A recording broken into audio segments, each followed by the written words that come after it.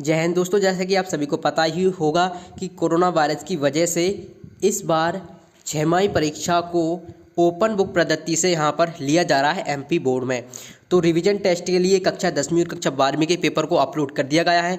इन सभी पेपरों को आप कहाँ से और कैसे डाउनलोड कर पाएंगे इस वीडियो में आपको बताने जा रहा हूँ। और इस वीडियो में आपको इस पेपर का सॉल्यूशन भी दिया जाएगा। तो सभी पेपर का सॉल्यूशन आपको मिल जाएगा, तो आपको इस वीडियो को लास्ट तक देखना पड़ेगा। और मैं वीडियो को लास्ट में बताऊंगा कि आप इस पेपर को कहां से डाउनलोड कर पाएंगे। तो सबसे पहले आप सभी को यह पेपर कैसे देना है, तो इस पेपर को देने के लिए सबसे पहले आपको दो तरीके से यह पेपर आप दे सकते हैं। पहला तरीका तो यह है कि आप स्कूल में जाकर इस पेपर को आसानी से दे पाएंगे। वहाँ पर सर के द्वारा आप सर जो भी आपके स्कूल टीचर होंगे उनके द्वारा यह पेपर दे दिया जाएगा, वहाँ से आप दे सकते हैं। दूसरा तरीका है कि आप खुद इसे डाउनलोड कर इस पेपर को घर से भी दे सकते हैं। तो घर से देने के लिए आपको यहाँ पर उसका आईडी पासवर्ड होना जरूरी है। तो इस 10वीं और 12वीं के पेपर आपको कैसे मिलेंगे, तो अब मैं बताता हूँ कि आपको कैसे मिलेंगे। एक तो यहाँ पर सर के द्वारा विमर्श पोर्टल की जो आईडी पासवर्ड रहते हैं उसके द्वारा लॉगिन कर ये सभी पेपर आप डाउनलोड कर पाएंगे ओपन बुक पद्धति से जो पेपर हो रहे हैं। तो सबसे पहली बात, आप जो स्टूडेंट के कुछ लोग सोचेंगे, कुछ स्टूडेंट सोच रहे होंगे कि ये सभी पेपर आ रहे हैं तो इन पेपर को हम घर बैठकर कर सकते हैं और ये मतलब कि हम चीटिंग कर सकते हैं। दोस्तों, इस एग्ज़ाम को ओपन बुक पद्धति नाम दिया गया है। जैसे कि मैंने आपको इस ओपन बुक पद्धति के बारे में नहीं बता पाया, तो इसके लिए मैं माफ़ी चाहता हूँ। मैंने आप सभी को बोला था। तो आप सभी के पास ये पेपर कैसे मिलेंगे, तो दोस्तों आप अपने टीचर से कांटेक्ट करके व्हाट्सएप पर वो सेंड कर देंगे, तो आप इस पेपर को घर से डाउनलोड कर पाएंगे। तो मैं आपको बताऊंगा लास्ट में कि आप कहाँ से इस पेपर को डाउनलोड कर पाएंगे। सर के द्वारा भी ना कांटेक्ट करते हुए आपके अभी इस पे सारे पेपर को आप डाउनलोड कर पाएंगे। तो सबसे पहले हम ये कक्षा 10वीं का जो पेपर है उसका सॉल्यूशन देखेंगे, कक्षा 10वीं के सारे सब्जेक्टों को सॉल्यूशन देखेंगे और क्लास 12 के सारे सब्जेक्टों का सॉल्यूशन आपको बताएंगे और सारे पेपरों को बताएंगे। आशा करते हैं आप सभी को वीडियो भी पसंद आ रही होगी। वीडियो पसंद है तो सबसे पहले आप इस वीडियो को लाइक कर दें और सब्सक्राइब नहीं किया तो चैनल सब्सक्राइब जरूर कर दें। और इस पेपर को डाउनलोड कैसे करेंगे मैं वीडियो के लास्ट में बताऊंगा, तो बने रहिए इस वीडियो में। तो यहाँ पर हमारा फर्स्ट क्वेश्चन है, सही विकल्प चुनकर लिखना है आपको, ठीक है। तो पहले 3 के प्रथम 5 गुणजों का योग होता है, तो इसका पहला ऑप्शन हो जाएगा 45, ठीक है। तो इसमें आपको 45 कर देना है। दूसरा क्वेश्चन है कि शून्य -2 और 5 वाले बहुपदों की संख्या है, ठीक है। तो ये आप यहाँ पर देख सकते हैं कि शून्य कितने हैं, 2 दिए हुए हैं, ठीक है। तो घात कितनी होगी, 2, तो यानी बहुपद कितने 2 होंगे, ठीक है। 2 से अधिक नहीं हो सकती, 3 नहीं होगा और 1 भी नहीं होगा, ठीक है। इसके बाद तीसरा, इसको आपको आंसर कमेंट बॉक्स में बताना है। चौथा देख लेते हैं, अगर इसको आप सॉल्व करेंगे तो आपको क्या है, कुछ इस प्रकार से वैल्यू मिलेगी, x⁴ + 1 - x², ठीक है। अगर आप इसमें घात कितनी है, अधिकतम 4, तो इस अधिक 4 मूल निकलेंगे इसके, ठीक है। इसके बाद चलिए नेक्स्ट देख लेते हैं। वैसे आप इसको सॉल्व भी कर देख सकते हैं। इसके बाद नेक्स्ट है, यदि रैखिक समीकरण का कोई युग्म संगत है तो इसके आलेख की रेखाएं होंगी, ठीक है। तो इसका आंसर हो जाएगा क्या, जो प्रतिच्छेदी और संपाती होती हैं, जिसमें प्रतिच्छेदी में क्या अद्वितीय होता है उस प्रकार से रेखाएं होती है और संपाती बिल्कुल उसी के ऊपर से रेखाएं आती हैं, तो जो इसमें युग्म होता है वो संगत होता है, ठीक है। इसका आंसर ये वाला हो जाएगा। वैसे तो ये आपको क्या रिवीजन टेस्ट है, ये आप स्वयं कर देख लीजिएगा। फिर मैं इसमें कुछ आंसर आपको बता देता हूँ, ठीक है। इसका है √2 संख्या है, तो √2 एक क्या अपरिमेय संख्या है। इसके बाद नेक्स्ट है कि किन्हीं दो संख्याओं के लिए LCM × HCF बराबर होता है।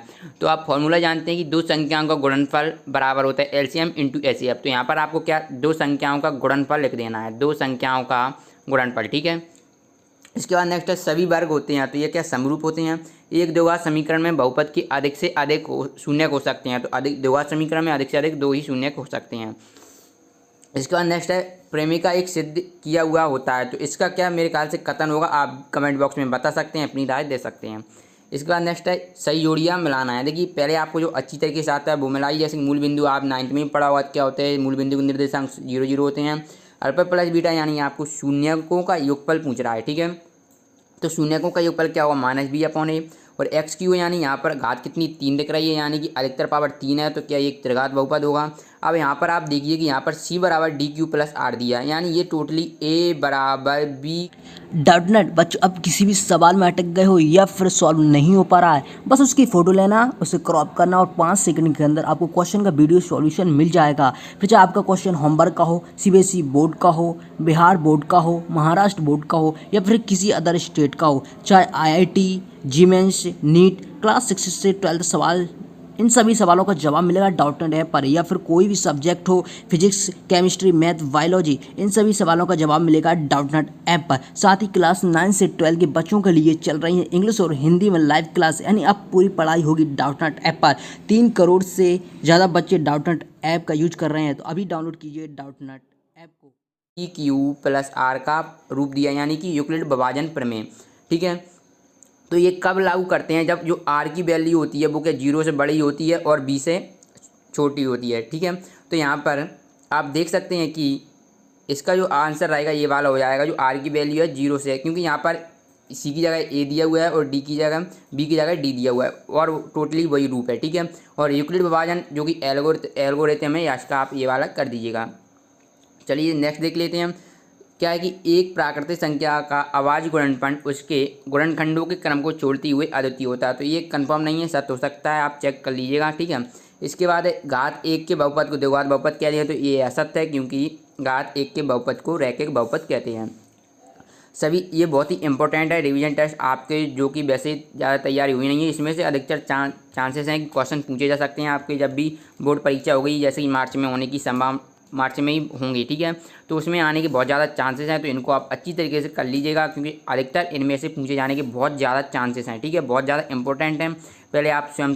ठीक है, चलिए हम नेक्स्ट देख लेते हैं। क्या है कि सभी सर्वांग सम आकृतियाँ समरूप होती हैं, परंतु इसका विलोम सत्य नहीं है। तो ये बिल्कुल कथन सत्य है, इसलिए ये सही होगा। एक द्विघात समीकरण ax² + bx + c = 0 दिया हुआ है। ठीक है, दो भिन्न वास्तविक मूल होते हैं यदि आपको क्या b² - 4ac > 0। ठीक है, तो भिन्न वास्तविक मूल तो होते हैं, लेकिन अगर जो d की वैल्यू 0 से कम होती है तो वास्तविक नहीं होते, क्योंकि अगर जो d की वैल्यू 0 से अधिक होती है तब होते हैं वास्तविक। ठीक है, तो ये काल्पनिक होंगे, तो यहाँ पर ये गलत हो जाएगा आपका कथन, तो इसलिए ये असत्य हो जाएगा। इसके बाद नेक्स्ट है a1/a2 = b1/b2 इस स्थिति में रैखिक समीकरण युग्म में संगत होता है। ठीक है, तो जैसा कि मैंने अभी आपको बताया था, संगत कब होता है? जब प्रतिच्छेदी होती हैं, यानी कि अद्वितीय है, तो ये भी प्रतिच्छेदी है। ठीक है, और संपाती होता है, तो ये आपका कथन सत्य है। नेक्स्ट है रैखिक समीकरण युग्म का सबसे व्यापक रूप है। ठीक है, तो आपको व्यापक रूप रैखिक समीकरण का बताना क्या होता है? ax + b + c = 0। ठीक है, तो ये आपका व्यापक रूप हो जाएगा। दो आकृतियाँ जिनके आकार समान है परंतु आवश्यक रूप से अमाप समान ना हो, क्या कहलाती हैं? तो ये क्या समरूप आकृतियाँ कहलाती हैं। क्या समरूप आकृतियाँ। ठीक है, इसके बाद नेक्स्ट है यदि द्विघात समीकरण ax² + bx के शून्यक अल्फा और बीटा हो तो शून्यकों का योग व गुणनफल लिखना है। ठीक है, शून्यकों का योग क्या होता है? अल्फा प्लस बीटा बराबर होता है -b/a, और गुणनफल होता है अल्फा × बीटा बराबर c/a। ठीक है, तो ये आपको लिख देना है। इसके बाद नेक्स्ट है पाइथागोरस प्रमेय का कथन आपको लिखना है। तो सभी जानते हैं कि जो कर्ण का वर्ग होता है, मान लीजिए कि मैंने यहाँ पर कर्ण c माना है, कर्ण का वर्ग बराबर और जो अन्य दो भुजाएं हैं उसकी योग के बराबर होता है। ठीक है, तो अन्य दो भुजाएं मैंने मान लीजिए a है और एक कोई b है, तो इन दोनों के वर्गों के योग के बराबर होता है, ये वर्ग है। ठीक है, तो यही आपका जो पाइथागोरस प्रमेय का कथन है। इसके बाद नेक्स्ट है समरूप आकृतियों के दो भिन्न भिन्न उदाहरण लिखना है। तो एक तो ये हो जाएगा कि सकेंद्री वृत्त। ठीक है, क्या जिसके केंद्र समान है तो वो समरूप ही होगा, बट चाहे छोटा हो या बड़ा हो। मान लीजिए ये एक वृत्त है और ये एक इसी में एक और वृत्त है, लेकिन इसके एक केंद्र है, इसके लिए वही है, और यानी दो केंद्र इसके दोनों के लिए समान है, तो वे की आकृतियाँ भी समान होंगी। और दूसरा अगर आप लिखना चाहें तो बहुभुज आप लिख सकते हैं कि समबाहु त्रिभुज। ठीक है, समबाहु त्रिभुज जिसकी भुजाएं अलग, देखिए समबाहु है तो भुजाएं तो समान होगी, लेकिन त्रिभुज चाहे ऐसा उससे हमें मतलब नहीं, ये इस प्रकार हो या इस प्रकार या बड़ा हो, लेकिन क्या वो समरूप होंगे, क्योंकि इसकी जो सामने पहले ही बोल दिया कि ये समबाहु यानी इसकी भुजा बराबर है। ठीक है, चलिए क्वेश्चन से आप देख लीजिएगा, इसको आप सॉल्व करके देखिएगा। अगर नहीं आते तो कमेंट बॉक्स में बताइए, तो आपको सॉल्यूशन भी बहुत जल्द प्रोवाइड करा दिया जाएगा। ठीक है, इस प्रकार से आपको ये पेपर है यूक्लिड विभाजन प्रेमिका का प्रयोग करके किसी धनात्मक पूर्णांक का वर्ग। देखिए वैसे यूक्लिड विभाजन एल्गोरिथम अगर आप पता होगा तो ये हटा दिया गया, लेकिन फिर भी ये क्वेश्चन पूछा गया है, पता नहीं, चलिए देख लेते हैं। फिर भी इन्होंने ये पूछ दिया कि यूक्लिड विभाजन प्रमेयिका का प्रयोग करके दर्शाना है। इस प्रकार से है, आप ज़रूर इसको सॉल्व करें, कुछ भरोसा नहीं है, कोई सा भी क्वेश्चन दे सकते हैं। ठीक है, तो आपको सभी वैसे अच्छी तरीके से करना है, वैसे ज़्यादा टॉपिक नहीं हटाए गए हैं। अगर जिन लोगों को पता नहीं क्या क्या हटाया गया तो लिंक मिल जाएगी डिस्क्रिप्शन बॉक्स में, वह आप वीडियो देख सकते हैं आसानी से। ठीक है, चलिए अगर वीडियो अच्छे लगे तो वीडियो को लाइक करें, अपने दोस्तों के साथ शेयर जरूर करें। मिलते हैं नेक्स्ट वीडियो में, धन्यवाद। तो दोस्तों आपको पेपर डाउनलोड करने के लिए आपको गूगल, आप जिस भी ब्राउज़र का यूज करते हैं आप उस ब्राउज़र को ओपन कर लेना। जैसे कि मैंने यहाँ पर गूगल को ओपन कर लिया है।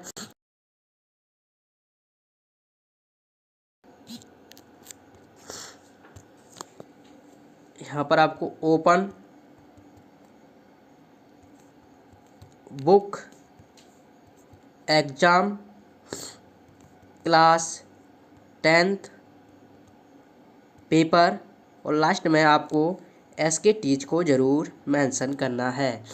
इसके बाद आप सर्च बटन पर क्लिक करेंगे और इसके बाद आप यहाँ पर ये ओपन बुक वाला खोल लेंगे, ठीक है। जैसे ही आप यहाँ पर इस पर क्लिक करेंगे तो यहाँ पर देख सकते हैं ये open book exam half yearly exam paper download. तो यहाँ से आप सारे पेपर को डाउनलोड कर पाएंगे, ठीक है। तो अभी इस पोस्ट पर वर्क चल रहा है, जैसे ही सारे पेपर अपलोड कर दिए जाएंगे तो आपको यहाँ से डाउनलोड कर पाएंगे। आशा करते हैं आप सभी को वीडियो पसंद आई होगी। तो वीडियो पसंद आई तो इस वीडियो को लाइक जरूर करें और अपने दोस्तों में शेयर जरूर करें। चलिए मिलते हैं नेक्स्ट वीडियो में। धन्यवाद दोस्तों।